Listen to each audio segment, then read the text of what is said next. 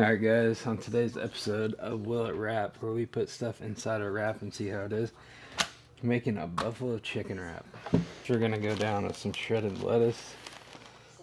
We're going to hit this with a good amount of Frank's.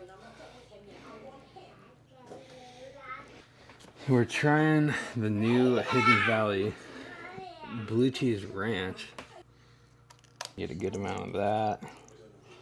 Going on top with our chicken. Alright, then we're going to go on top with some shredded cheese here. Let's just get this rolled up.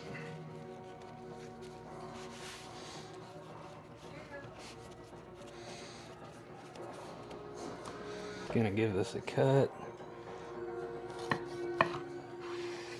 Let's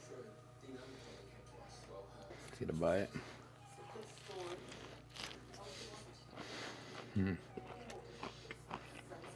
It's a little cracked.